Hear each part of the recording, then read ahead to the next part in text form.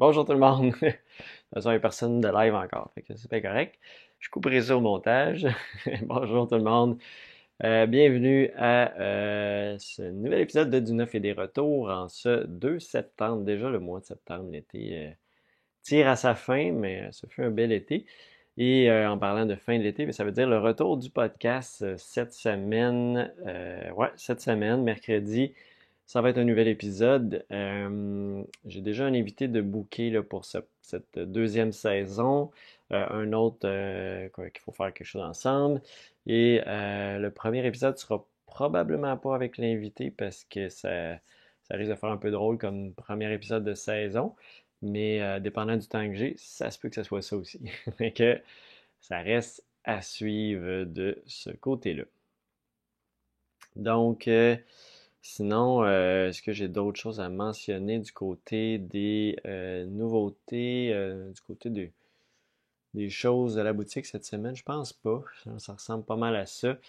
On va y aller directement avec les premières, avec les nouveautés de cette semaine. Il y en a quand même pas mal.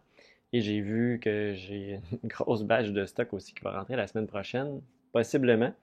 Il y a beaucoup de nouveautés en français qui s'en viennent soit la semaine prochaine ou dans l'autre, là, de ILO 307. Ben, à cette heure, ça s'appelle juste ILO, là, mais fait que ça s'en vient. C'est vrai, j'ai peut-être pas mentionné.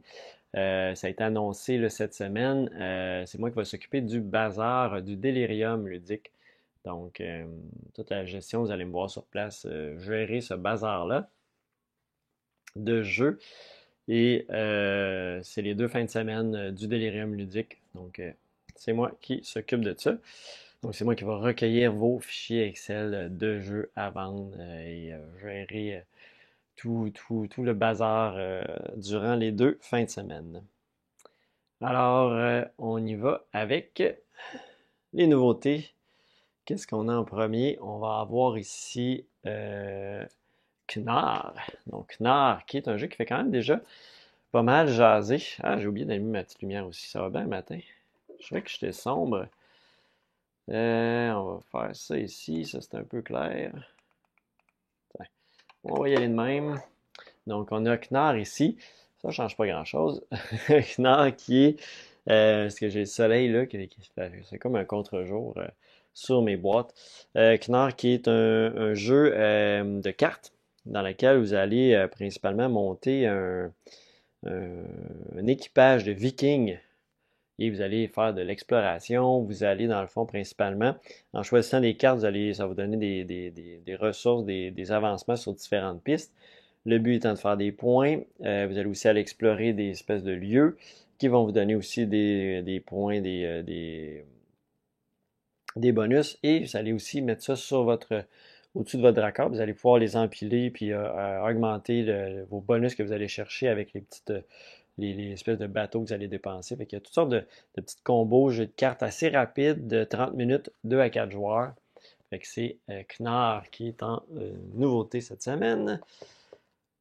On a aussi Book of Times. Book of Time plutôt. Donc, Books of Time. Ici, c'est la version française de Pixie Game.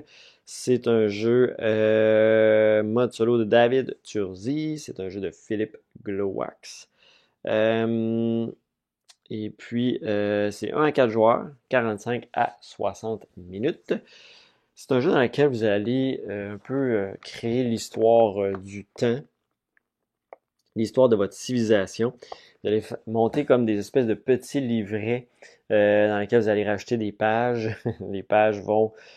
tout un mécanisme d'exploration de pages, puis aussi un compteur de tours avec comment ça va fonctionner avec les pages. Bonjour Jamal.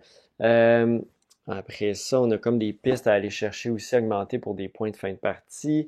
Et il y a aussi des objectifs à accomplir personnels avec qu'est-ce qu'on va aller collecter. C'est un jeu un peu de collection d'ensemble, mais avec une espèce de rédaction de livre qui va faire notre livre. Donc, bonjour à toi, Joe Martel. Donc, ça ressemble à ça pour Book of Time, Books of Time, je pense qu'il m'en reste juste une copie. J'en ai pas commandé beaucoup de celui-là. Euh, on a aussi Voidfall, que j'ai pas mentionné la semaine passée parce que j'en avais plus. Donc, j'en ai recommandé d'autres en français. C'est la boîte Retail qui est assez lourde. Voidfall, c'est le nouveau jeu de monsieur. Il me semble que c'est David Turzi qui a fait ça. De mémoire. Euh, ouais. Nigel Buckle et David Turzi, illustré par Yann O'Toole. Donc, c'est du bon stock. C'est un jeu qui avait été financé en 2021 sur Kickstarter. Ça commence à rentrer chez les backers, mais pas avant ça. Celui-là est sorti en premier ici. Je ne sais pas pourquoi. C'est de même, 45 minutes par joueur. C'est un jeu 4X Euro style, style plus Euro, dans lequel vous allez développer votre civilisation, vous allez augmenter sur des pistes, vous allez aller sélectionner des actions qui vont augmenter les pouvoirs de votre faction. Vous promener sur le territoire, bâtir toutes sortes de choses sur le territoire. Fait que c'est un gros 4X euro. Très peu de hasard, comme on dit. Mode coopératif, solo. 20 scénarios, 52 galaxies différentes, 14 factions asymétriques jouables. C'est du gros stock avec Voidfall en français. C'est la version retail, oui David, c'est la version retail pour Voidfall, c'est pas la Galactic Box, ce qui était exclusive au sociofinancement. Je pense qu'il m'en reste deux, si je me trompe pas. Ah ouais, Sébastien, moi je sais que tu l'as reçu. Tu l'as commandé la semaine passée, je me trompe pas. Tu as lu les règles, ça va prendre une vidéo. Ah ouais, il a l'air d'avoir du stock, effectivement. À ce que j'ai compris, ça me semble assez intéressant par contre. On a aussi Sagrada Foil, Sagrada Brillant, Artisan. Donc c'est la version Legacy de Sagrada qui est un roll and write. Hein, ils ont fait ça, un roll and write Legacy. Donc, au lieu de placer vos dés, vous allez quand même drafter les dés, mais vous allez les écrire sur votre carte et colorier tout ça. Vous allez faire des points, tout comme Sagrada, mais le jeu va évoluer, des enveloppes qui vont ouvrir, toutes sortes de choses qui vont se passer. On suit vraiment l'histoire de la construction de la Sagrada Familia, qui est toujours pas terminée en passant. Euh, et donc, c'est le concept ici de Sagrada Artisan. C'est la version anglaise.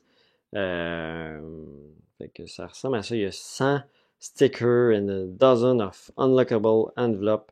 Avec une douzaine d'enveloppes débloquables, des boîtes.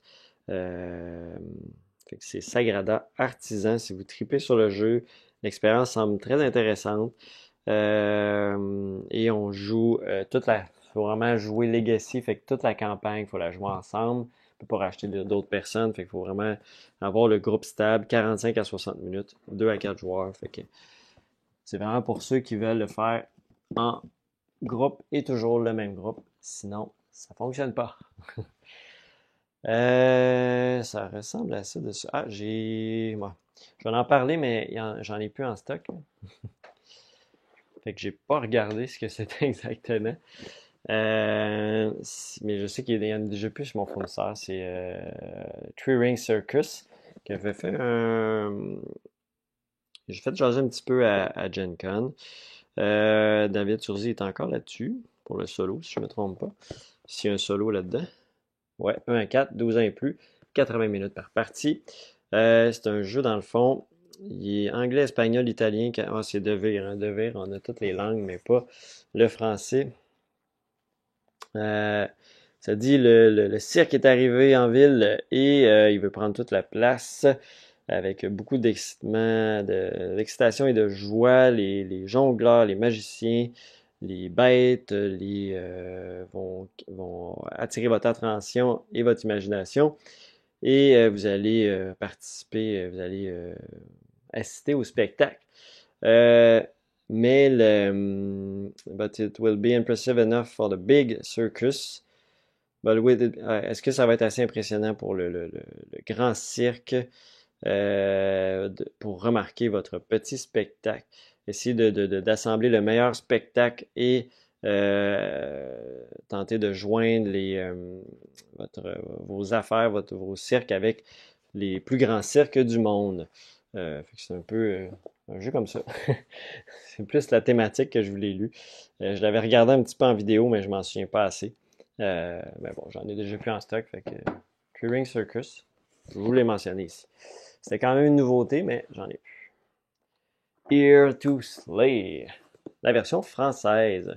Donc, c'est Unstable Game qui est derrière Unstable Unicorn, Chaotique, Dragon Unicorn, Happy Little Dinosaur. Ici, c'est Here to Slay. Dans le fond, le concept de jeu, c'est vous allez tenter de battre des monstres ou vous allez tenter aussi d'accumuler un set de tous les différents personnages pour gagner la partie. En gros, vous allez piocher les cartes, jouer les cartes, nuire aux autres, vous avantager, jouer des objets, des héros, des chefs de groupe, qu'est-ce qu'il y a d'autre? Il me semble qu'il y a d'autres éléments aussi dans le jeu. Euh, donc, c'est un petit jeu comme ça qui joue assez vite. 30 à 60 minutes, 10 ans et plus, 2 à 6 joueurs. Fait que Here to Slay, petit jeu de cartes. Et on a aussi des extensions avec ça. On a Bretteur et Druide qui va amener, qui propose de nouveaux héros et de nouveaux chefs de groupe, ainsi que des monstres plus dangereux. Donc, des nouveaux monstres, etc. dans cette petite extension qui est Bretteur et Druide. Je trouve ça drôle, Bretteur. Et puis, Berserker et Nécromancien qui va acheter de nouveaux héros, des chefs de groupe et des monstres. C'est vraiment deux extensions avec d'autres choses, tout simplement. Avec Here to Slay. On a également Carnegie, département et donation, Department and Donation, en anglais. Donc, il y a quand même un petit peu de texte sur les composantes, sur les départements, mais très peu malgré tout. Ah, ben vous avez quand même les règles, etc. Fait que, ouais. Fait que si vous avez une version française, c'est peut-être pas super intéressant. Fait que ça vous rajoute tout ça à l'intérieur, les règles, des nouveaux éléments. Je pense que c'était les modules qui étaient dans ceux qui ont eu la boîte du sociofinancement. Fait que je pense que c'est ce que vous retrouvez à l'intérieur de ça. Je ne retrouve pas l'information ici, mais je suis pas mal certain, parce que je sais qu'il y en avait beaucoup plus euh, dans ce qui était la version Kickstarter. Fait que si vous avez ça ici pour Carnegie, peut-être pas, peut-être que c'est encore de plus. Je ne veux pas dire n'importe quoi. Ensuite de ça, on a Discordia en anglais. Donc Discordia qui est un jeu de civilisation dans lequel vous allez développer votre ville, envoyer vos habitants dans votre ville justement, accomplir des décrets, obtenir des privilèges aussi, défendre votre ville. Donc le concept de jeu, c'est que vous allez réussir à placer tous vos ouvriers sur votre plateau et c'est comme ça que vous allez gagner la partie. Donc en déployant votre ville, et il y a une espèce d'aspect de draft aussi, de dés, vous allez développer votre ville et accumuler vos personnages à l'intérieur, vos meeples, et c'est comme ça que vous allez remporter. Si jamais il y a personne qui sera à la fin à avoir tout placé, c'est lui qui en reste le moins à placer. Fait que c'est pas un jeu avec des points, mais c'est un jeu avec comment je développe pour réussir à combler tous mes espaces de ma population. C'est 70 minutes, 1 à 4 joueurs. Il est en anglais, comme je disais, anglais et allemand. Donc, Discordia. On a aussi ici Jiang Yang, la version Deluxe. Donc, c'est Life of Gentry. C'est l'édition Deluxe ici qu'on a j'ai-tu bien la version Deluxe?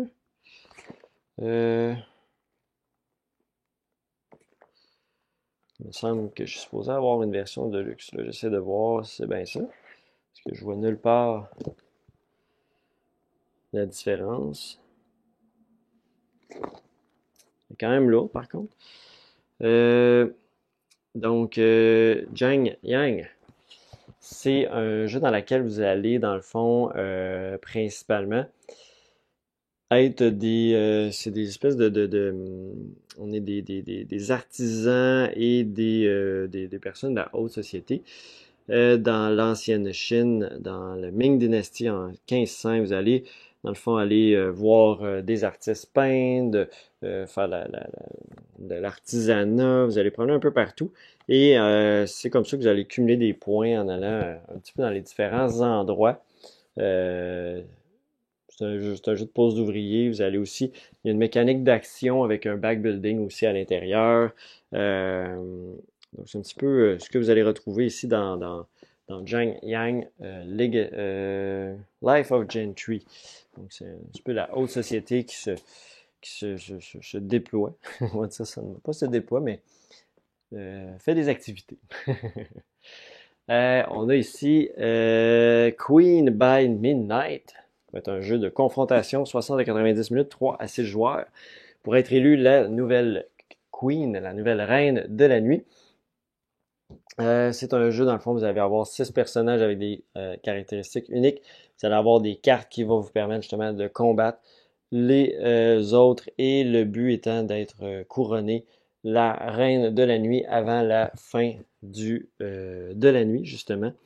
Donc, c'est un jeu de take-that, confrontation, de bataille. Il y a du deck building à l'intérieur. Donc, c'est le concept ici de Queen by Midnight. Comme je disais, c'est 3 à 6 joueurs. C'est en anglais seulement. On a également Expédition autour du monde. Donc, Expédition autour du monde, c'est un jeu dans lequel vous allez tenter d'accomplir vos objectifs d'expédition. Il y a des objectifs communs aussi. Et dans lequel... C'est quoi ça? C'est ok, un chien. Un chien qui fait drôle de face. Euh, Ça, c'est une course autour du monde. Il y a des expéditions à accomplir, des objectifs communs, des objectifs à nous. Et on va toujours placer des nouvelles flèches sur le plateau pour se diriger à différents endroits. Dépendant des couleurs qu'on arrive, ben, ça va activer certaines des actions. Ça va nous permettre de soit faire des expéditions, soit aller chercher de nouveau des tickets aussi, des nouvelles flèches. Tout le monde a une destination secrète. Donc, on se promène autour du monde avec Expédition autour du monde. Ah, c'est une reine. Ah, ok. On a aussi, ben, je vais vous le présenter, mais ça, c'est dommage. J'en avais commandé quand même 6. J'en ai reçu 2 seulement. Age of Innovation, j'en ai déjà plus, là, je vous le montre quand même. Il me semblait intéressant pour les fans de Terra Mystica ou ceux sont fans du jeu mais qui l'avaient pas qui voulaient un petit peu plus. Dans le fond, dans Age of Innovation, vous allez avoir la base quand même de Terra Mystica. Par contre, au lieu d'avoir des factions avec un plateau unique, c'est que vous pouvez mélanger les plateaux avec les factions. Donc, c'est-à-dire que vous avez un plateau unique, jaune. Ici, les jaunes, dans le fond, ça va être les déserts. Et vous allez le mixer avec une faction. Fait que vous allez avoir les déserts gobelins, vous pouvez avoir les déserts elfes, les déserts philosophes. Fait que vous mixez beaucoup plus de possibilités de plateaux, ça, ce qui est quand même assez intéressant. Vous allez aussi avoir, ce qu'il y a de nouveau, des livres. Les livres vont vous permettre de faire des actions spéciales qui vont changer à chaque partie. Et ajouter aussi des tuiles qui vont vous donner d'autres actions différentes. Vous allez aussi avoir, qu'est-ce qu'il y a de différent? Les maps sont différentes.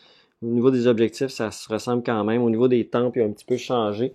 Il y a une clé à passer, mais avant d'aller se rendre en haut. Et il y a un revenu bonus quand on arrive à un certain niveau. Fait qu'il y a un petit mix un peu avec le projet Gaïa. Euh, Qu'est-ce qu'il y a d'autre aussi? Ça ressemble pas mal à ça au niveau des grosses différences qu'on va retrouver dans le jeu. Fait que c'est un Terra Mystica 2.0, même si Projet Gaia l'était un peu, mais c'est quand même différent de Projet Gaia. Fait qu'ils sont allés un petit peu ailleurs aussi avec Age of Innovation, mais malheureusement, là, c'est déjà out of stock, puis je pense qu'il n'y en a pas tant que ça chez mon fournisseur. Fait que peut-être ça va revenir dans pas trop longtemps, mais je n'ai vraiment pas reçu beaucoup par rapport à ce que j'avais commandé. Euh, on a aussi La Granja. la Granja ou la Grania, je ne sais pas trop comment l'appeler. Version Deluxe Master Set, donc jeu de Monsieur Feld, je me trompe pas. Non, c'est de... pourquoi je disais Feld? J'avais en tête Feld, mais non, c'est Odd et Mike. Un solo de David Turzi. Ils ont rajouté un solo à l'intérieur qu'il n'y avait pas dans la Granja originale. C'est un 4 joueurs, 90 à 120 minutes. C'est un jeu, c'est un jeu avec des cartes multifonctions que vous allez un petit peu placer partout sur votre plateau. Donc, vous allez soit les utiliser pour les actions, augmenter vos champs de récolte, augmenter ça je me souviens plus c'est quoi. Vous allez aussi construire et augmenter votre toit pour qu'il va donner plus de points à la fin. Il y a une espèce de contrôle aussi de territoire sur le milieu. Il y a comment ça fonctionne. On va lancer des dés, on va drafter. Les dés ont chacune des actions qu'on va choisir quelle action on veut faire dans la manche. On va cumuler des points comme ça tout au long de la partie en prenant possession du territoire, en vendant en faisant des livraisons de marchandises, euh, construisant, augmentant notre toit de notre cabane. C'est la Grania qu'on a ici, Deluxe Master Set. Voilà. Ah, tu dis Feld a fait au moins une extension. Ok, bon, j'étais pas dans le champ. Ma mémoire n'était pas si, faisait pas si défaut que ça pour la Grania. On a aussi des extensions pour Unstable Unicorn. Donc, on a l'édition de Noël, donc avec Noël qui s'en vient assez vite. Oui, on est en septembre, on parle déjà du temps des fêtes. Moi, il faut déjà que je commence à planifier ça. Pour la boutique, c'est 30 à 60 minutes, 2 à 8 joueurs. Donc, ça va rajouter une thématique, une ambiance Noël à votre Unstable Unicorn en français. Et l'extension Cauchemar, on va dire l'extension Halloween. N'entrez pas dans cette maison des horreurs. Donc, c'est ça. Ça semble être une édition un peu cauchemardesque Halloween pour Unstable Unicorn 2 à 8 joueurs. Et on a la version enfant ici de Unstable Unicorn pour enfants. Donc, on va être à 6 ans et plus au lieu de, je pense que normalement, c'est, j'ai l'âge ici, c'est 8 ans. Bon, c'est ça. J'irai pas plus loin. Euh, on initie les plus jeunes au monde magique des licornes et la stratégie. Cette boîte pour 2 à 6 joueurs à partir de 6 ans contient des personnages inédits et des illustrations. Donc, ce sera une version un petit peu plus simplifiée de Unstable Unicorn pour des plus jeunes, je dirais peut-être 5-6 ans. On met 6 ans et plus, mais l'autre est 8 ans et plus. Fait que des fois 7 ans sont corrects. Fait on est comme dans une petite période juste avant de tomber dans les jeux un petit peu plus adultes, on va dire. Et sinon aussi, ici, ça non, ça non, ça non. Il me reste Perfect Words. Perfect Words en français. Ça aurait pu être traduit. Trouver les mots parfaits. Un mot parfait aurait été quand même un bon titre. Mais bon, c'est pas moi qui ai fait la traduction. C'est un jeu dans lequel on va. C'est un jeu coopératif. Les mêmes. Je sais pas si c'est les mêmes auteurs par contre qui ont fait Lucky Numbers. C'est la même édition en tout cas. Là. Dans ce jeu-là, coopératif, vous allez tenter, dans le fond, de associer des idées ensemble. C'est-à-dire que vous allez placer des mots sur une grille et vous allez devoir ajouter une connexion, une direction de connexion. Et après ça, on va créer la grille et après ça, tout le monde va écrire sur sa feuille les mots à quels font penser les différentes associations. Et après ça, on va comparer et on va faire des points en fonction de si tout le monde a la bonne réponse, si la majorité qui a la bonne réponse. C'est un peu comme ça. Fait que, par exemple, ici, on a en deux, on a pirate et animal. Ben, tous les joueurs ou un joueur va penser à perroquet. On a feu, géant, animal, ben, dragon. C'est un peu comme ça qu'on essaie de faire des bonnes associations, que tout le monde pense à la même chose. Qu'on reste dans le jeu d'ambiance de 20 minutes, 2 à 6 joueurs. Pour Perfect Words. Ouais. Du côté des retours en stock, parce que j'ai pas mal tout passé le reste. Je pense pas avoir rien oublié. Ça, j'en ai parlé. Ça aussi. Ouais. On a pas mal passé à travers de tout. Et du côté des retours en stock, j'avais des Barcelona, j'en ai plus. Ça va revenir possiblement la semaine prochaine ou dans l'autre. J'en ai commandé d'autres pour Barcelona.